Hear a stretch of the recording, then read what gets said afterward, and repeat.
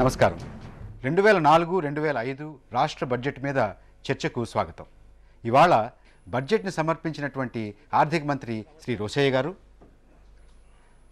12వ ఆర్థిక సంఘం సలహాదారుగా ఉన్నటువంటి శ్రీ వికే శ్రీనివాసన్ గారు మన స్టూడియోలో ఉన్నారు. రోశయ్య గారు, 10 సంవత్సరాల తర్వాత మళ్ళీ బడ్జెట్ని శాసనసభకు సమర్పించారు.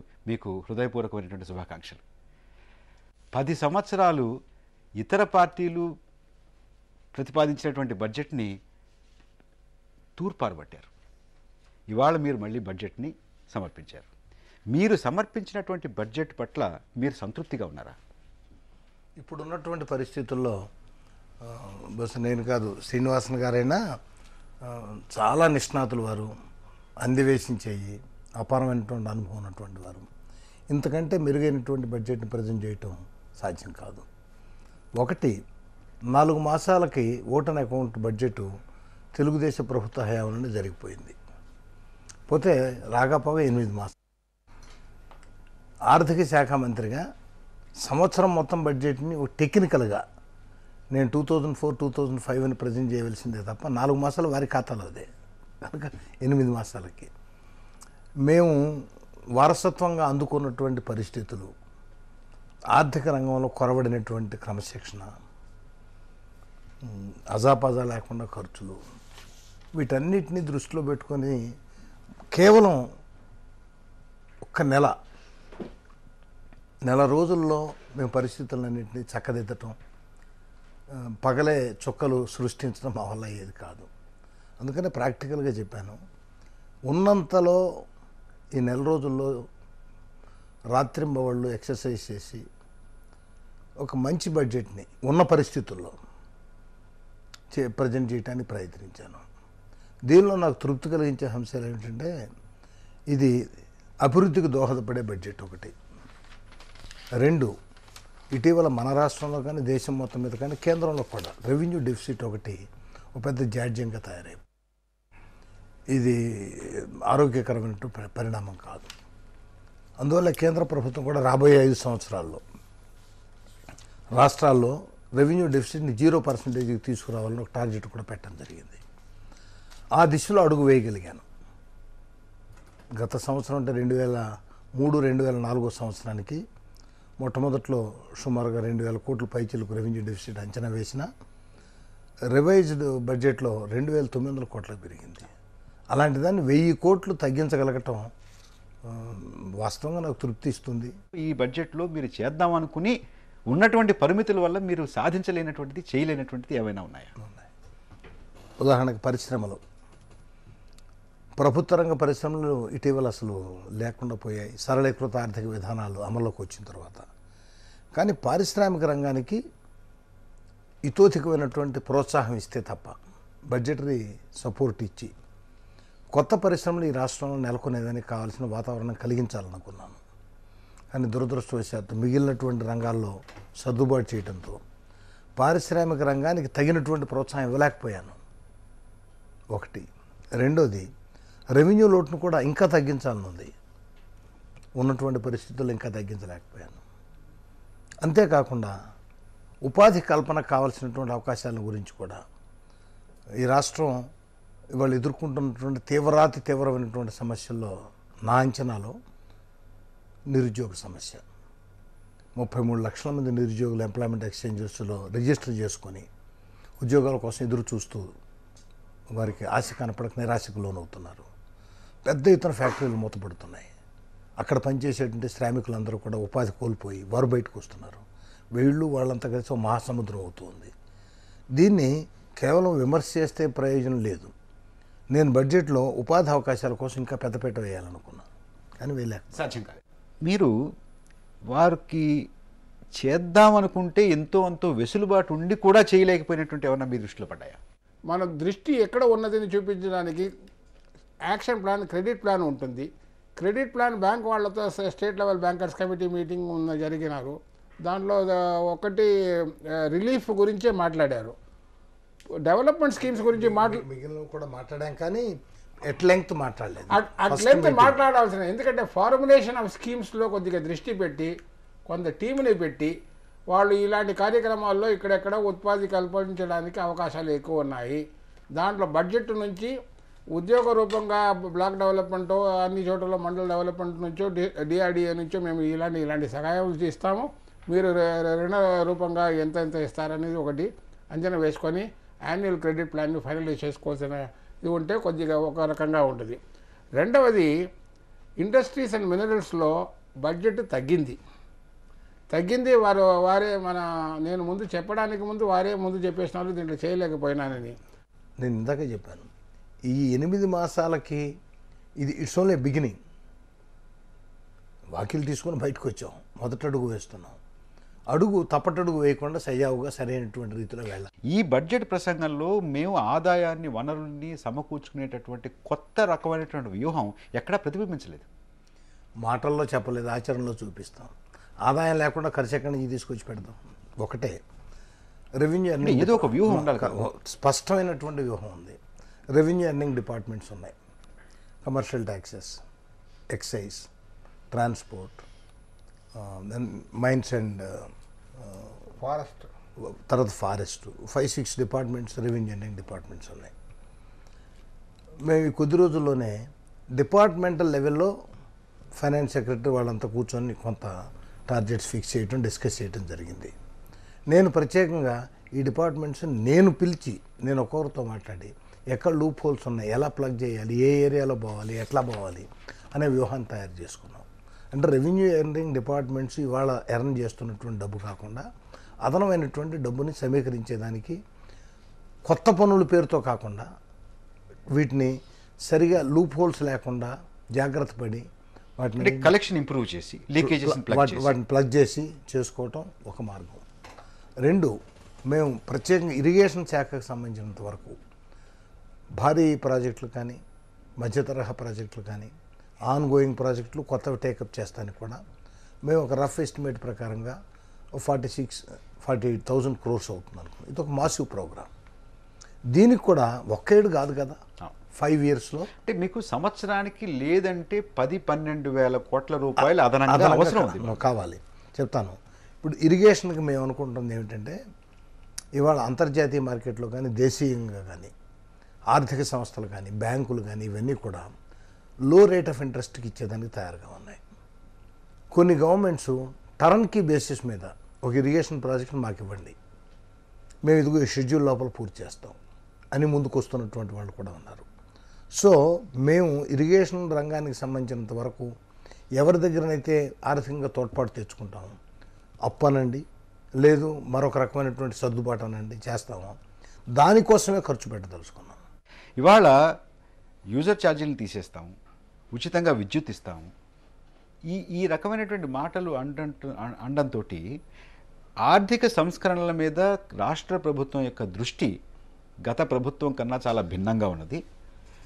ఆర్థిక సంస్కరణల్ని రాను నెమ్మదిగా పక్కన పెట్టేటటువంటి పోకడల్లో ఉంది అనేటువంటి ఒక అభిప్రాయం ఇవాళ సమాజంలో ఉంది.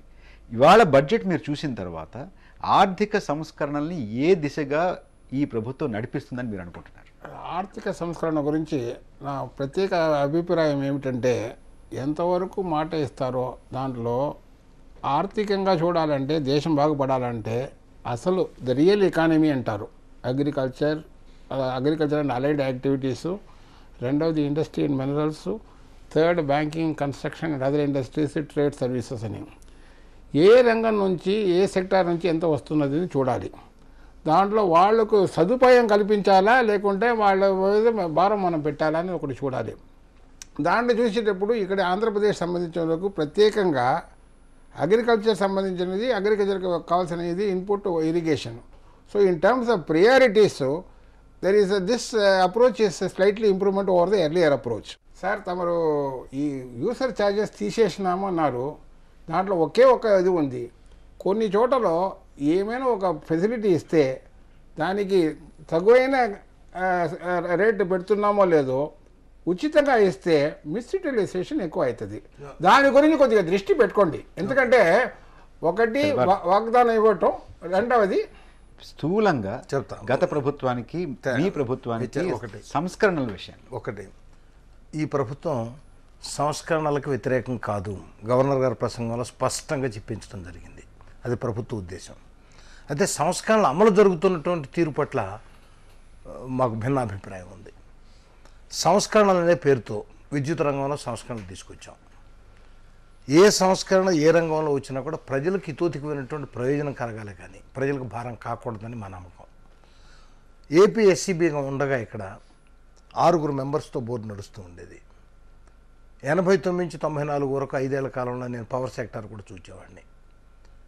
బోర్డు ఉండి సంస్కరణలకు ముందు సంగతి ఒక్క సంవత్సరంలో కూడా రూపాయి నష్టం రాకుండా అసెట్స్ మీద 3% గ్రాస్ రేట్ను సంపాదించినటువంటి బోర్డుల్లో ఆంధ్రప్రదేశ్ బోర్డు నంబర్ 1. మేము వైద్యులకి నాడు 86,99,00,000 ప్రాఫిట్తో ఏపీఎస్సీబీని అప్పగించాం. ఏపీఎస్సీబీలో సంస్కరణలు తీసుకొచ్చారు.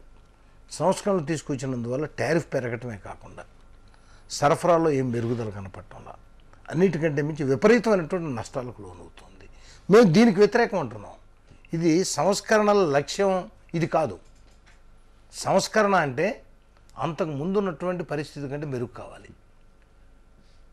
ఇది ఇనిషియలు బాగలేదు కాబట్టి సంస్కరిద్దాం, తీసుకుందాం, అంతేగాని ఇది కొత్తగా సంస్కరణ మొదలుపెట్టాం అందువల్ల కొన్ని వేల కోట్ల నష్టం వస్తుంది, ఈ పద్ధతులకు మాకు అనుకూలం కాదు. 1. 2, సంస్కరణలు అంటే పారిశ్రామిక రంగంలో కూడా మేము బ్రాడ్గా అప్పుడు ఇప్పుడు కూడా అనుకునేది ఏమిటంటే కొన్ని పరిశ్రమలు ప్రభుత్వ రంగంలో ఉన్నాయి, మరికొన్ని పరిశ్రమలు ప్రైవేట్ రంగంలో కూడా వచ్చి పెట్టుబడులు పెట్టేదానికి. మనం పారిశ్రామిక రంగంలో పెద్ద ఎత్తున పెట్టుబడి పెట్టలేకుండా ఉన్నాం. ఎవరో ఒక ఆయన సంపన్నమైనటువంటి ఆయన వచ్చి పెట్టుబడి పెట్టి ఈ రెంటి మధ్య ఆరోగ్యకరమైనటువంటి పోటీ జరిగి ప్రజలకు ప్రయోజనం కలగాలి. అంతేకాని సంస్కరణలు అనే పేరుతో ఉన్న ఫ్యాక్టరీలన్నీ కారు చౌకగా అమ్మి 29 స్పిన్నింగ్ అండ్ షుగర్ ఫ్యాక్టరీస్ ఈ రాష్ట్రంలో ఉన్నాయండి. సంస్కరణలు అనే పేరుతో ఒక్కటి కూడా లేకుండా 29 అమ్మివేయటం ఇది సంస్కరణ అయితే మేము వ్యతిరేకం. మేము చేసిన అచీవ్మెంట్స్ అన్ని ఈ 1 మంత్లో వాళ్ళ క్రెడిట్లో చూపించుకొని క్రిటిసైజ్ చేయాలి కాబట్టి ఏ విధంగా క్రిటిసైజ్ చేయాలో తెలియకుండా కొంత క్రిటిసిజం చేసే పరిస్థితికి వచ్చారు తప్ప ఇంకోటి కాదు. బడ్జెట్లో మీరు ఒకసారి చూసినప్పుడు ఏవైతే వాళ్ళు ఎలక్షన్ మేనిఫెస్టోలో చెప్పారో మేము ఆ రోజునే చెప్తున్నాం వీళ్ళు మోసం చేస్తున్నారు ప్రజలని, అది మళ్ళీ ఒకసారి నిరూపించుకున్నారు. ఫస్ట్ బడ్జెట్లోనే ఎలక్షన్ మేనిఫెస్టోలో పోతూ ఏవైతే హామీలు ఇచ్చారో ఆ హామీలన్నీ కూడా విస్మరించారు. ఎక్కడ చూసినా పాపులర్గా పావలా వడ్డీకి ఇస్తా అన్నారు. ఆ పావలా వడ్డీ ఏమైంది ఇంట్లో నేను అడుగుతున్నా. పావలా వడ్డీకి వాళ్ళు నిన్న గొప్పగా చెప్పుకున్నారు 11,000 కోట్ల రూపాయలు కమర్షియల్ బ్యాంక్స్ నుంచి కోఆపరేటివ్ నుంచి రుణాలు ఇప్పిస్తున్నాం అని యాక్షన్ ప్లాన్ చూపించారు. 11,000 కోట్లు అయితే 9% రేట్ ఆఫ్ ఇంట్రెస్ట్ ఉంది. 3% తీసుకున్నట్టు 6% ఇవ్వాలి. 6% 660 కోట్ల రూపాయలు ఖర్చు పెట్టాలి ఇవ్వాలి. ఇక్కడ 660 కోట్ల రూపాయలు ఎక్కడ చూపించలేదు, 65 కోట్లు చూపించారు. అంటే 10% చూపించారు దాంట్లో. అదే మరి ఈరోజు వెల్ఫేర్ పూర్తిగా బొక్క పెట్టారు. మొత్తం SC, ST, BC, minority, women ఏదైతే మాట్లాడారో పావలా వడ్డీకి ఇస్తా అన్నారు. పావలా వడ్డీ ఏమైంది తెలియదు, ఉమెన్కి పేరు మాత్రం పెడుతున్నారు. 2,000 కోట్ల రూపాయలు లాస్ట్ ఇయర్ బారోయింగ్స్ ఉన్నాయి, ఈసారి 3,000 కోట్లు అవుతుంది. 3,000 కోట్లకు 6% వేసుకున్న 180 కోట్లు 200 కోట్లు ఇవ్వాలి. గ్యాస్ కనెక్షన్స్ ఏమైనా తెలియదు. గ్యాస్ కనెక్షన్స్ 100 రూపాయలు ఇస్తామని చెప్పి మాట్లాడారు, అది కూడా ఇక్కడెక్కడ కనపడలేదు. మైనారిటీ వెల్ఫేర్కి లాస్ట్ టైం కంటే తగ్గించారు. ఎక్సైజ్లో ఇన్కమ్ ఆదాయం పెంచారు. 1920 కోట్ల నుంచి 2,477 అంటే సుమారు 455 కోట్ల రూపాయలు పెంచారు, ఆదాయం పెంచుకున్నారు. అంటే ఇంకా ఎక్కువ వసూలు చేస్తారు, ఇంకా దీన్ని ప్రమోట్ చేస్తారని దీన్ని బట్టి అర్థమవుతుంది. అంటే చెప్పే మాటలకు చేసిన పనులకు ఎక్కడా పొంతన కనపడడం లేదు. దాన్ని బట్టి అర్థమవుతుంది వీళ్లకు ఇంకా ఒక అవగాహన ఉందా లేదనేది. పెన్షన్లు మనం చూసాం, ఇంతకుముందు వాళ్ళు కూడా చెప్పారు. పెన్షన్లు అయితే 250 కోట్ల రూపాయలు అదనంగా కావాలి, 220 రూపాయలు ఇవ్వాలంటే అది కూడా ఎక్కడ మెన్షన్ చేయలేదు. ఫిగర్స్ కూడా మీరు చూస్తే కన్వీనియంట్గా ఫిగర్స్ తీసుకున్నారు. ఒకసారి 10 ఏళ్ళు కంపేర్ చేయడం, 80-90 అంటే మేము 9 సంవత్సరాలు మేము ఉన్నాం, ఆ ఫిగర్స్ తీసుకొని కంపేర్ చేయడం. రోసయ్య గారు చాకచక్యానంతా ఉపయోగించి ఏదో మొత్తం గందరగోళం చేయొచ్చు, మెస్పరైజం చేయొచ్చు, ప్రజల్ని మోసం చేయొచ్చు అనుకుంటున్నారు, కానీ ప్రజలు మోసపోరు, వీళ్ళే మోసపోతారు. రోషయ్య గారు ప్రవేశపెట్టినటువంటి బడ్జెట్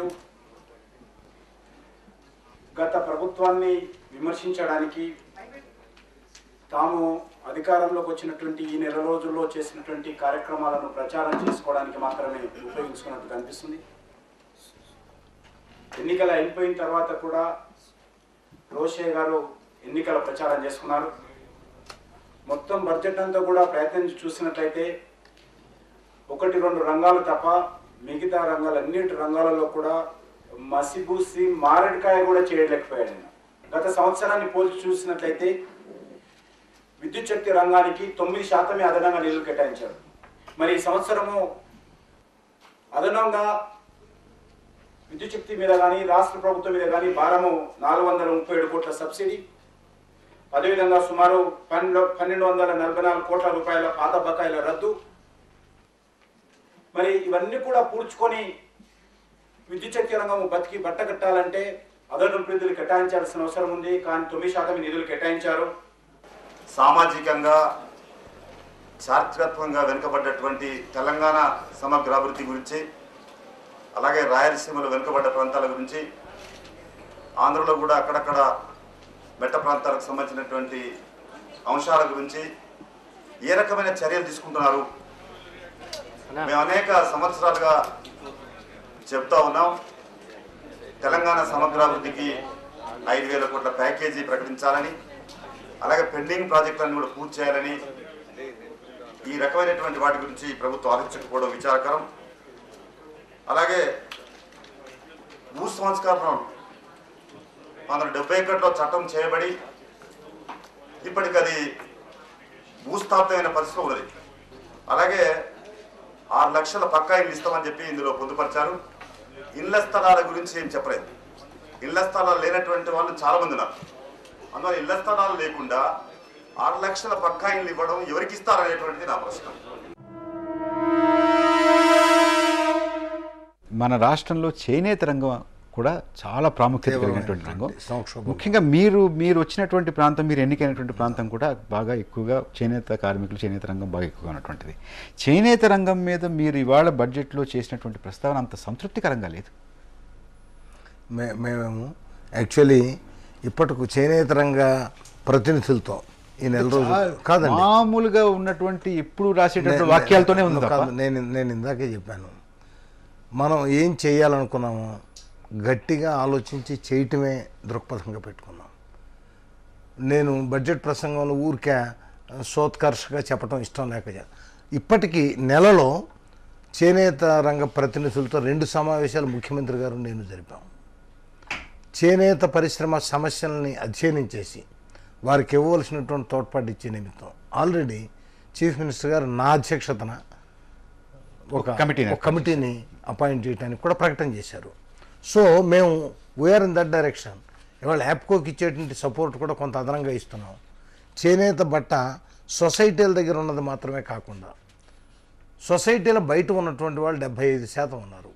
వాళ్ళ దగ్గర ఉన్నటువంటి బట్టను ఖరీదు చేయడానికి కూడా మేము మార్గాలు అన్వేషిస్తున్నాం. Series of meetings finance departmental officers, commissioner of handlooms and textiles వాళ్ళని కూడా కూర్చోబెట్టుకొని, చేనేత ప్రతినిధులను కూడా కూర్చోబెట్టుకొని వీఆర్ వర్కింగ్ అవుట్ ఒక ప్యాకేజ్ లాగా. ముందు వాళ్ళ బట్ట విడుదల కావాలి. అంతేకాకుండా చిలప నూలుపై 9.2% గతంలో వాజ్పేయి గారి ప్రభుత్వం ఎక్సైజ్ డ్యూటీ వేయటం జరిగింది. దానివల్ల చాలా తీవ్రమైనటువంటి ఆందోళన దేశవ్యాప్తంగా హ్యాండ్లూమ్ వ్యూవర్స్లో వచ్చింది. అప్పట్లో వెళ్ళి మేము కేంద్ర ప్రభుత్వానికి రిప్రజెంట్ చేసి వచ్చాను. అప్పుడు కాకుండా నిన్నగాక మొన్న ఢిల్లీ వెళ్ళినప్పుడు టెక్స్టైల్ మినిస్టర్తో మాట్లాడొచ్చాను, ఫైనాన్స్ మినిస్టర్కి చెప్పొచ్చాను. 9.2% హ్యాంగ్ క్యారన్ పైన బరువు పడకుండా, అంటే బరువు అంటే ఏం చేశారు పద్ధతి, ట్యాక్స్ వేస్తాం మీరు పే చేయండి, రీఇంబర్స్ చేస్తాం మీరు చిలపనుల కింద వాడినట్టుగా రుజువు చేస్తాను. ఈ ప్రొసీజర్ మామూలు ఎవరెవరో కూడా అండర్గో కాలేడు. మీరు ఇచ్చినటువంటి ప్రతిపాదనల్ని తూచా తప్పకుండా మిమ్మల్ని మీరే విమర్శించుకునేటటువంటి పరిస్థితి రాకుండా మీరు ఈ ప్రతిపాదనల్ని అమలు చేస్తారనేటువంటిది ఈ రాష్ట్రం ఆశించవచ్చు. యాక్చువల్లీ నా ఉద్దేశం బయట ఉన్నప్పుడు చెప్పిన లోపల ఉన్నప్పుడు కూడా ఇప్పుడు కూడా నా ఉద్దేశం అదే. దీనిలో పెద్ద పెద్ద మాటలు చెప్పి కోత పెట్టడం కాకుండా యాన్యువల్ ప్లాన్ ఉంది. మీకు ఒకటే ఉదాహరణ, ఏ గవర్నమెంట్ అయినా ఎప్పుడైనా ఆర్థిక ఇబ్బంది ఏర్పడితే కోత కోసేదే ప్లాను, రకమని నరకటమే నరుకుతారు. 89 to 94 5 యాన్యువల్ ప్లాన్స్ సబ్మిట్ చేశాను నేను. ఎప్పుడైనా నేను చూపించినటువంటి బడ్జెట్లో ప్లాన్ సైజుకి ₹1 తక్కువ పెట్టిన సందర్భం చూపండి. లాస్ట్ 9 ఏళ్లలో చూపించినటువంటి ప్లాన్ ప్రకారంగా ఒక్క సంవత్సరం ఇంప్లిమెంట్ కూడా చేయలేదు. That is the difference. ఇప్పుడు కూడా సాధ్యమైనంత వరకు ఇవి కొన్ని చోట్ల తప్పని పరిస్థితుల్లో రీఅప్రోప్రియేషన్కి వెళ్తాం తప్ప అన్నీ మార్చడం, అది ఊరికేదో చెప్పాం అవతల బారేసి అదే కాదు. బడ్జెట్కి చాలా శాంక్టిటీ ఉంటుంది. శాసనసభను గౌరవించాలి, శాసనసభ తీర్మానాలు గౌరవించాలి. మీకు ఒక చిన్న ఉదాహరణ చెప్తే మీరు ఆశ్చర్యపోతారు. స్వర్గీయ బ్రహ్మానంద రెడ్డి గారు ముఖ్యమంత్రిగా ఉన్నటువంటి రోజుల్లో శ్రీకాకుళం జిల్లాలో పోతుల గున్నయ్య గారని ఒక శాసనసభ్యుడు ఉండేవాడు. నేను బ్రహ్మానంద రెడ్డి గారి దగ్గర ఆనంద నిలయంలో రోజు కూర్చొని ఉన్నాను. స్వానుభవం ఇది. ఆ గున్నయ్య గారు వచ్చి బ్రహ్మానంద రెడ్డి గారు మీరు మాకు ఒక ఇరిగేషన్ స్కీమ్, మైన్ ఇరిగేషన్ది ఒక స్కీమ్ టేకప్ చేయాలి. నన్ను కాన్స్టిట్యున్సీ వాళ్ళందరూ బండబూతులు తిడుతున్నారు, నువ్వు రెండోసారి ఎమ్మెల్యే అయ్యి కూడా ఎందుకు దండగా, నువ్వేమి పనికిరావు అని తిడుతున్నారు, బాబు ఇది ఎట్టన్నా చేయాలన్నాడు. ఆయన సహజమైనటువంటి ధోరణితో కూర్చోకున్నాయా, నేను విఠలతో మాడతాను, ఏవైనా ప్రొవిజన్ ఉంటే బడ్జెట్లో ఈ సంవత్సరం తప్పకుండా టేకప్ చేద్దాం, దాంట్లో అనుమానమే లేదు అని విఠలతో మాట్లాడాడు, బీపీఆర్ విఠలతో. ఆయన రిప్లై ఏం చెప్పాడంటే దీనికి, సరే ఈ బడ్జెట్లో మనం ఏం ప్రొవిజన్ పెట్టలేదు, మీరు ఆయనకి ఎష్యూర్ చేయండి, నెక్స్ట్ ఇయర్ బడ్జెట్లో ప్రొవిజన్ పెడతామని అన్నాడు. బ్రహ్మానంద రెడ్డి గారు ఏమన్నా అంటే, గున్నయ్య దీంట్లో లేదు, టేకప్ చేయలేను, బడ్జెట్లో ప్రొవిజన్ లేనటువంటి కార్యక్రమం టేకప్ చేయడం మంచిది కాదు, నెక్స్ట్ ఇయర్ టెక్నికల్గా ఎంతో కొంత పెట్టి, ఈ సంవత్సరం ₹100 ఉన్నా మొదలు పెట్టేవాడినయ్యా. అంటే ఆ రకమైనటువంటి క్రమశిక్షణ చెప్తాను. శాసనసభకి ఇచ్చినటువంటి మాటని కట్టుబడి నిలబడడం అనేటువంటిది మళ్ళీ ఈ సంవత్సరం నుంచి మీ నుంచి నేను ఒక్క సంవత్సరంలో మార్పు తీసుకురాలేకపోయినా గ్రాడ్యువల్గా నా లక్ష్యం అది. నేను ఆ తరానికి చెందిన వాడిని, వాళ్ళందరినీ చూచిన వాడిని.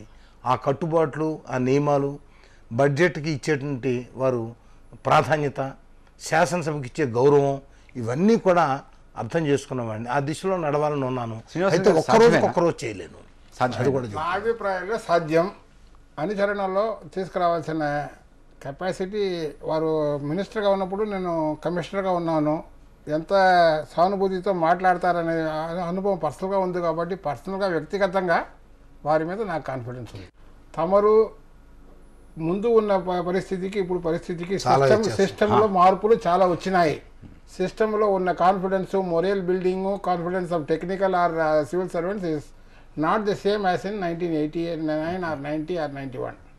ఇది ఒక మాట వాళ్ళు కొద్దిగా దృష్టి పెట్టుకొని ఏలాగా కాన్ఫిడెన్స్ బిల్డింగ్ చేయాలి, ఏలాగా చిన్న చిన్న ప్రాబ్లమ్స్ ఉన్నది తొలగించాలి, ఆల్ దీస్ థింగ్స్ కొద్దిగా ప్రత్యేకంగా కేస్ బై కేస్ చూసి వాళ్ళు they must bring back culture of consultative process. Officials feedback ఇస్తారు, మాకు ఈ ఇబ్బంది ఉంది సార్, ఈ సంవత్సరం ఈ ఫీల్డ్లో ఈ ప్రాబ్లం ఉంది, దాంట్లో చేయలేమని చెప్పారంటే దాన్ని పర్వాలేదు వచ్చే సంవత్సరం చూస్తామని ఒక అలాంటి అప్రోచ్ ఉంటే తప్పకుండా official machinery will respond. Budget తయారు చేసేటటువంటి ప్రక్రియలో ఇప్పుడంటే వారు సమయం లేదన్నారు, చాలా తక్కువ సమయం, నెల్లాళ్ళైంది.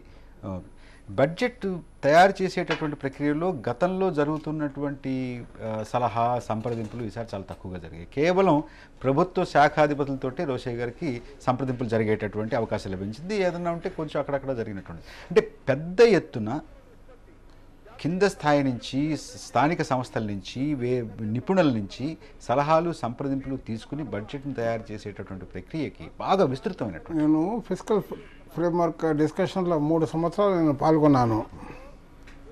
అక్కడ ఎక్స్పర్ట్స్ ఏమి సలహా ఇచ్చారు, దానిలో ఎంతవరకు బడ్జెట్లో మార్పులు వచ్చినాయని చూస్తే ఏమి వచ్చినట్టు కనపడలేదు. ఎందుకంటే నేను కొద్దిగా క్రిటికల్గా కూడా చెప్పాను, అవుట్ సోర్సింగ్ ఇలాంటి విషయంలో వచ్చేటప్పుడు యూఎస్ గవర్నమెంట్కి అవుట్ సోర్సింగ్కు ఆంధ్రప్రదేశ్ గవర్నమెంట్ అవుట్ సోర్సింగ్కు చాలా తేడా ఉంది. అక్కడ లేబర్ కాస్ట్ అంతా డిఫరెన్స్ ఉంటున్నాయి. కాబట్టి రోషయ్య గారు, గత ప్రభుత్వాలు ఇచ్చినటువంటి బడ్జెట్లకి ఇప్పుడు మీరు ఇచ్చినటువంటి బడ్జెట్లకి మౌలికమైనటువంటి తారతమ్యం, భేదం ఏమిటి? ఈ రాష్ట్రానికి అవసరమైనటువంటి నీటిపారుదల, వ్యవసాయ రంగానికి, గతంలో ఎన్నడూ లేనటువంటి ప్రాధాన్యత ఇచ్చాం. మేము మొట్టమొదటి నుంచి చెబుతున్నాం, మా ప్రాధాన్యతలు వేరు, గత ప్రభుత్వాలు వాళ్ళ ప్రాధాన్యతలు వేరని. స్పష్టంగా మా ప్రాధాన్యతలకి బడ్జెట్లో చోటు కల్పించాం. ఇది డెవలప్మెంట్ ఓరియంటెడ్ బడ్జెట్ అని, డెవలప్మెంట్ని సాధించేదానికి దోహదపడే బడ్జెట్గా మేము చెప్పాం. ఆ దిశలోనే మా బడ్జెట్ ఉంది. ఉన్న సమస్యలను అధిగమించడానికి మీరు తీసుకున్నటువంటి ప్రత్యేకమైనటువంటి చర్యలు ఓవర్ నైట్గా ఏ సమస్య కూడా పరిష్కారం కాదు. గ్రాడ్యువల్గా ఈ సమస్యలన్నీ విశ్లేషణ చేసి ఏ సమస్యకు ఆ సమస్యకు పరిష్కారం కనుక్కుంటూ ముందుకు వెళ్ళాలి. ఆ ప్రయత్నమే చేస్తున్నాం. సమయం కొద్దిగా ఉన్నప్పటికీ కూడా బడ్జెట్ ఎక్సర్సైజ్ అంటే నాకు యాక్చువల్లీ సమయం లేదు, కానీ నెక్స్ట్ ఇయర్ బడ్జెట్ వచ్చేసరికి ఇలాంటి శ్రీనివాసన్ గారు లాంటి మేధావులైనటువంటి వారిని, ఇతర రాజకీయ పార్టీలను కూడా పిలిచి వారి సలహాలు కూడా తీసుకుంటాను. మాకేమి అంటరాని వాళ్ళు అంటూ ఎవరు లేరు. రోషయ్య గారు, మీరు నీటిపారుదల రంగానికి ఇచ్చినటువంటి నిధులు కేటాయింపుతోటి మీకు సంతృప్తి కలిగిందా? Definitely it's a step forward. మేము ఏ దిశలోనైతే ప్రయాణం చేయాలనుకున్నామో ఆ దిశలో ప్రయాణం చేస్తున్నాం. పాతకాలంలో మనకి ఇవన్నీ ప్రాజెక్టులు రాబట్టి కానీ లేకపోతే ఈ రాష్ట్రం ఇంకొక రకంగా ఉండేది. శ్రీనివాసన్ గారు, సూటిగా ఈ పేపర్కి 10 మార్కులు అని అనుకుంటే రోషయ్య గారికి మీరు ఎన్ని మార్కులు ఇస్తారు? 6.5 ఇస్తాం. రోషయ్య గారు, మీరు ఆర్థిక మంత్రిగా కాకుండా ఈ పేపర్ మీకు ఇచ్చి ఇది ఆంధ్రప్రదేశ్ రాష్ట్ర ఆర్థిక మంత్రి ఇచ్చినటువంటి బడ్జెట్ అంటే మీరు దీనికి ఎన్ని మార్కులు ఇస్తారు? అది నేను తయారు చేసింది కాబట్టి నేను ఎక్కువ మార్కులు వేసుకోవడానికి ప్రయత్నం ఎన్ని మార్కులు వేస్తారు? అట్లా కాదు, ఇప్పుడు కాదు మార్కులు వేసేది, ఎండ్ ఆఫ్ ది ఫైనాన్షియల్ ఇయర్లో. ఇప్పుడు ఒకవేళ వెయ్యాలి అని అనుకుంటే వారు 6.5 మార్కులు ఉన్నారు, మీరు ఎన్ని మార్కులు ఇస్తారు? నేను అసలు ఇప్పుడు ఇది మార్కులు వేసే తరుణం కాదని నా ఉద్దేశం. ఎండ్ ఆఫ్ ది ఫైనాన్షియల్ ఇయర్లో ఈ బడ్జెట్లో చెప్పినటువంటి మాటల్ని ఏ మేరకు నేను అమలుపరచగలిగాను, ఏ మేరకు మార్పు తీసుకురాగలిగాను అని చూచి వారు కానీ మీలాంటి వారు కానీ అప్పుడు మార్కులు వేస్తే నాకు తృప్తి కలుగుతుంది. మీరు మార్కులు వేయడానికి మాత్రం సన్నద్ధంగా The rest 3.5 is meant for implementation. 2004-2005 సంవత్సరానికి సమర్పించినటువంటి వార్షిక బడ్జెట్ మీద ఈ చర్చను ఇంతటితో ముగిద్దాం. నమస్కారం.